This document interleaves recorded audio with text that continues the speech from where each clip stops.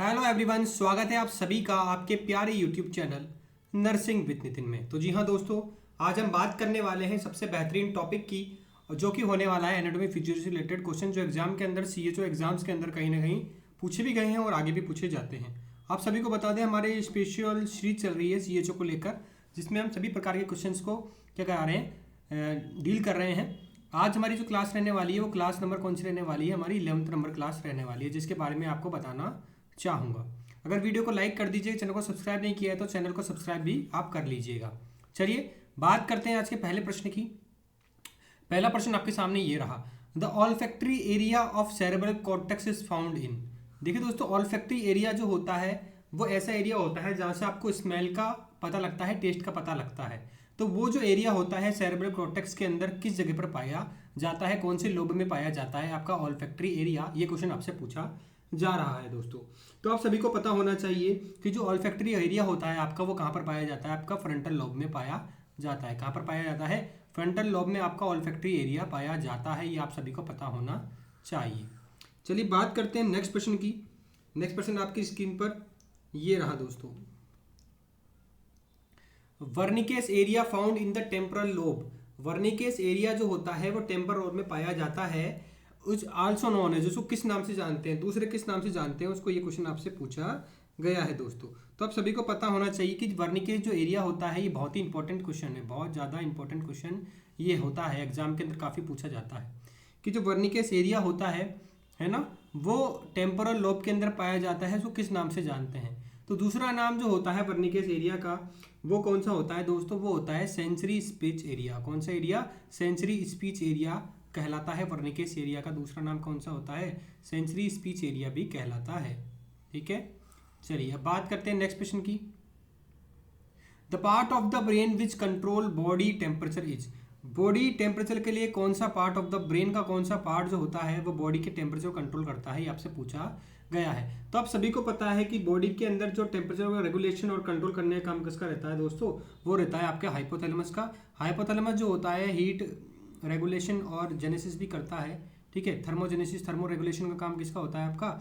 आपके हाइपोथैलेमस का होता है। तो बेहतर उत्तर आपका क्या हो जाएगा कि हाइपोथैलेमस जो है वो हीट रेगुलेशन और बॉडी टेम्परेचर करने का काम करता है, हीट को मेंटेन करने का काम करता है आपकी बॉडी के अंदर।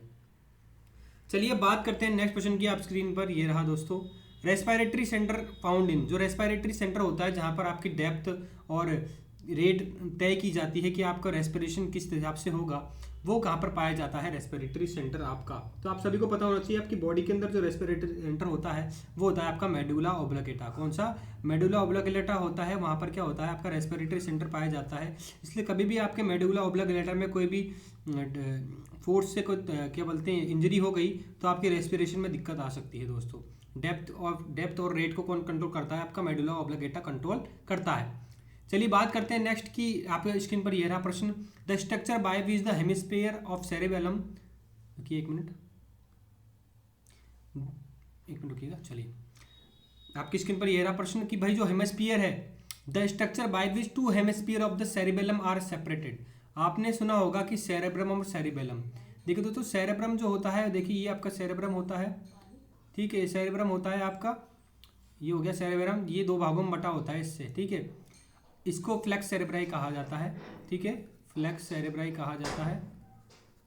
और दोस्तों इसके बगल में क्या होता है? सेरेबेलम मौजूद होता है। अब सेरेबेलम को दो भागों में बांटने वाली संरचना क्या बोलते हैं दोस्तों? ये आपसे पूछा गया है। ठीक है, आपको दूसरी जो संरचना होती है जो आपके सेरेबेलम को दो भागों में बांटती है, इसको क्या कहा गया है दोस्तों? कॉर्पस कैलोसम कहा गया है। क्या कहा गया है? कॉर्पस कैलोसम कहा गया है दोस्तों। तो सही उत्तर क्या हो जाएगा आपका? A is the right answer. Corpus callosum is the right answer. चलिए दोस्तों बात करते हैं नेक्स्ट क्वेश्चन की। आज का नेक्स्ट क्वेश्चन क्या होने वाला है? तो चलिए नेक्स्ट क्वेश्चन की बात करते हैं। Total number of spinal nerve. आपने सुना होगा क्रेनियल नर्व के बारे में सुना होगा, अब स्पाइनल नर्व के बारे में भी सुन लीजिए।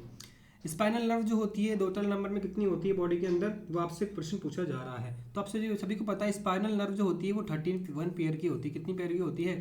31 इसके पेयर होते हैं आपके स्पाइनल नर्व के। तो डी आंसर आपका is the correct answer. 31 pair क्या होगा? आपका राइट आंसर होगा। यानी कि स्पाइनल नर्व जो पाई जाती है आपकी टोटल बॉडी के अंदर, वो कितनी पाई जाती है? 31 पेयर पाई जाती है।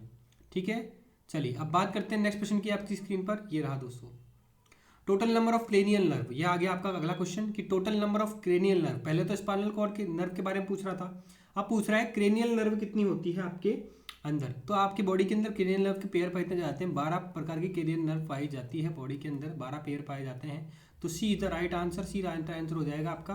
तो आपका 12 पेयर पाए जाते हैं क्रेनियल नर्व के अंदर, तो C is the right answer. चलिए बात करते हैं नेक्स्ट क्वेश्चन की, आपकी स्क्रीन पर ये रहा। Which cranial nerve carries the sensation of smell, कौन सी एक ऐसी क्रेनियल नर्व होती है जो स्मेल के सेंसन को, किसको, स्मेल जो आप स्मेल करते हैं उसके सेंसेस को ब्रेन तक लेकर जाती है। तो आप सभी को पता है जो आपकी ओल्फैक्टरी नर्व है, जो आपकी ओल्फैक्टरी नर्व है, ये ऐसी नर्व है जो स्मेल और टेस्ट को क्या करती है, आपके सेंसेस को ब्रेन तक लेकर जाती है। इसको बोला जाता है आपका ओल्फैक्टरी नर्व। कौन सी नर्व? Olfactory nerve.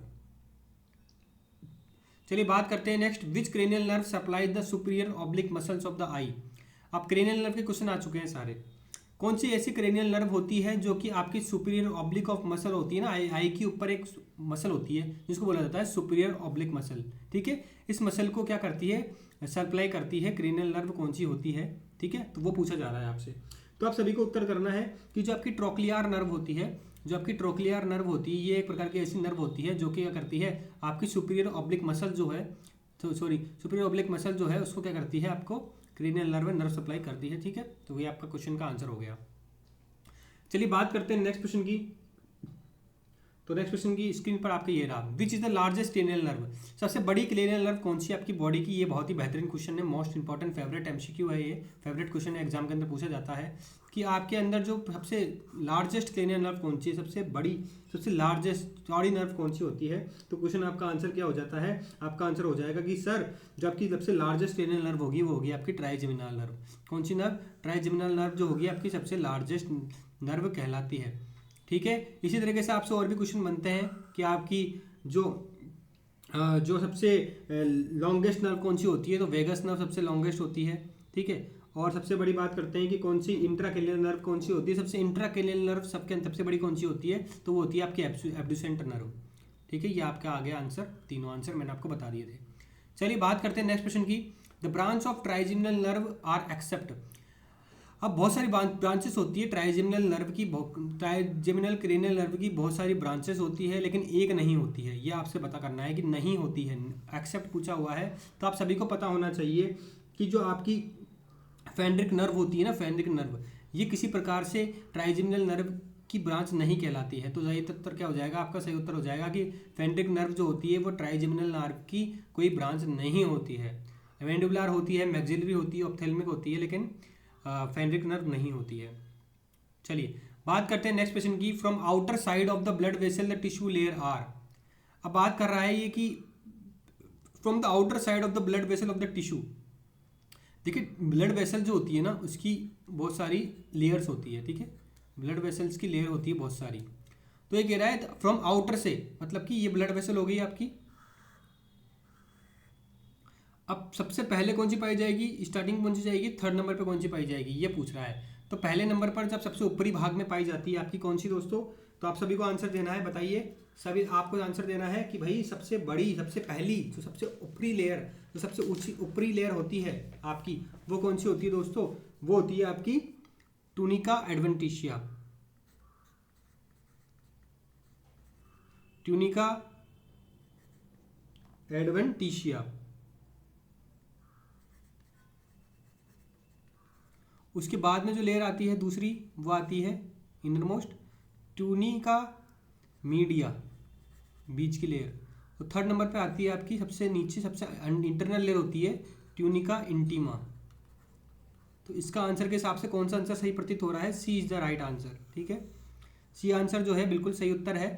सबसे ऊपरी लेयर, सबसे आउटर लेयर होती है ट्यूनिका एडवेंटिशिया, फिर ट्यूनिका मीडिया और ट्यूनिका इंटीमा सबसे इनरमोस्ट लेयर होती है। तो सही उत्तर क्या हो जाएगा, सी इज द राइट आंसर। चलिए बात करते हैं नेक्स्ट क्वेश्चन की। The tissue layer of blood vessel consist of smooth muscle and elastic tissue. आपकी कौन सी एक लेयर होती है ब्लड वेसल की, जो कि बनी होती है स्मूथ मसल से और इलास्टिक टिश्यू से मिलकर बनी होती है। ये क्वेश्चन आपसे पूछा जा रहा है। तो सभी को सही उत्तर करना है कि जो आपकी ट्यूनिका मीडियल लेयर होती है, जो मिडिल लेयर होती है ब्लड वेसल की, ये क्या होती है, किससे मिलकर बनी होती है, आपकी स्मूथ मसल से और इलास्टिक टिश्यू से मिलकर बनी होती है। क्योंकि आपके ब्लड वेसल के अंदर कॉन्ट्रैक्शन और रिलैक्सेशन तो देखने को मिलता है ना, तो वो इस वजह से देखने को मिलेगा कि भाई आपकी स्मूथ मसल्स और इलास्टिक मसल्स है, वहाँ पर बीपी तेज होता है आपका, तो ठीक है, तो कम होती है इलास्टिसिटी उसकी तो बीपी तेज हो जाता है। अगर आपकी ब्लड वेसल डायलेट हो जाती है तो आपका बीपी कम हो जाता है, कम हो जाता है, ठीक है। तो इस वजह से आपको देखने को मिलती है ये।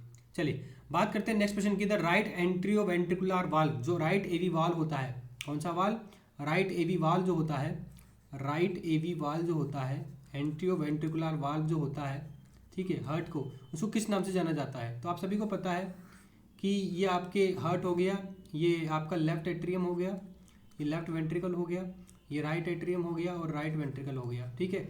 तो ये पूछ रहा है कि जो राइट एंट्रोवेंट्रिकुलर वाल्व है, जो ये वाला वाल्व है, ये वाला जो वाल्व है, ये वाला वाल्व जो है, इसको किस नाम से जाना जाता है दूसरे, ये पूछा जा रहा है। तो आप सभी को पता होना चाहिए कि जो राइट एंट्रिकल वाल्व जो होता है इसको किस नाम से जाना जाता है, ट्राइकस्पिड वाल्व नाम से जाना जाता है। इसके अंदर 3 कस्प होते हैं, इस वजह से ट्राइकस्पिड वाल्व से जाना जाता है। और बात करें लेफ्ट एट्रियम और लेफ्ट एट्रियम के बीच में जो वाल्व होता है इसको बाइकस्पिड वाल्व जाना जाता है, क्योंकि इसके अंदर क्या होते हैं, 2 कस्प होते हैं। तो बेहतर उत्तर क्या हो जाएगा आपका, tricuspid valve is the right answer, कि आपके राइट एंट्रियोवेंट्रिकुलर वाल्व को ट्राइकस्पिड वाल्व भी कहा जाता है दोस्तों। तो चलिए बात करते हैं नेक्स्ट क्वेश्चन की। आपकी स्क्रीन पर ये रहा, देखिए मैंने आपको बताया जो चीज़ आपके सामने है, ठीक है। इसको ट्रिक एमबी मिट्रल वाल्व और बाइकस्पिड वाल्व 2 तरीके से याद कर सकते हैं दोनों वाल्व के बारे में, ठीक है। मिट्रल वाल्व बाइकस्पिड वाल्व होता है और ये ट्राइकस्पिड वाल्व होता है आपका राइट एंट्रोवेंट्रिकुलर वाल्व। चलिए बात करते हैं आज के आखिरी प्रश्न की। आपकी स्क्रीन पर ये रहा, the valve which guard the flow of blood from the left atrium to left ventricle. वही क्वेश्चन मैंने बताया था आपको, लेफ्ट एट्रियम से लेफ्ट वेंट्रिकल के बीच में, लेफ्ट एट्रियम से लेफ्ट वेंट्रिकल के बीच में जो वाल्व होता है वो मतलब ब्लड फ्लो को करता है, किसके ब्लड फ्लो को लेकर आता है, वो तो लाता है लंग्स के, किसके, लंग्स के। यहाँ पे बात करते हैं कि इसमें क्वेश्चन पूछा जा रहा है, the valve which guards the flow of blood flow of the left atrium to left ventricle is, वो क्वेश्चन पूछा जा रहा है। तो इसका सही उत्तर क्या हो जाएगा दोस्तों, इसका सही उत्तर जाएगा आपका क्या, the valve which guards the flow of blood from the left atrium to left ventricle is known as. तो इसका आंसर क्या हो जाएगा दोस्तों, इसका आंसर हो जाएगा आपका मिट्रल वाल्व। इसका ऑप्शन थोड़ा गड़बड़ आ गया, ऑप्शन पे मत जाइएगा, ऑप्शन में थोड़ा दिक्कत हो गया है, ठीक है। इसका ऑप्शन गलत टाइपिंग हो गए हैं, इसके अंदर ऑप्शन जो बन पाएंगे वो बन पाएंगे आपके पहला ऑप्शन जो आपका बनेगा वो बनेगा पाइलोरिक वाल्व, दूसरा जो ऑप्शन बनेगा वो बनेगा आपका कार्डिक वाल्व, तीसरा जो ऑप्शन बनेगा आपका वो बनेगा मिट्रल वाल्व, और चौथा ऑप्शन जो बनेगा वो बनेगा आपका ट्राइकस्पिड वाल्व। तो इसका सही उत्तर क्या हो जाएगा दोस्तों, कि ऐसा ब्लड फ्लो जो कि लेफ्ट एट्रियम से लेफ्ट वेंट्रिकल तरफ आ रहा है तो वो होता है आपका मिट्रल वाल्व। मिट्रल वाल्व को क्या कहा जाता है दोस्तों, मिट्रल वाल्व को बाइकस्पिड वाल्व भी कहा जाता है। क्या कहा जाता है, बाइकस्पिड वाल्व भी कहा जाता है दोस्तों। तो सही उत्तर क्या हो जाएगा, ये हो जाएगा। ये जो है ये गलत ऑप्शन है, इसकी टाइपिंग हो गई, टाइपिंग मिस्टेक हो गया है, इस पर मत जाइएगा, ठीक है। चलिए तो ये था आज की क्लास। कैसी लगी आपको क्लास, अच्छी लगी होगी तो लाइक जरूर कर दीजिएगा, चैनल को सब्सक्राइब जरूर कर दीजिएगा, ठीक है। कल फिर मुलाकात होगी आपसे नई क्लास के साथ में, जब तक के लिए जय हिंद जय भारत।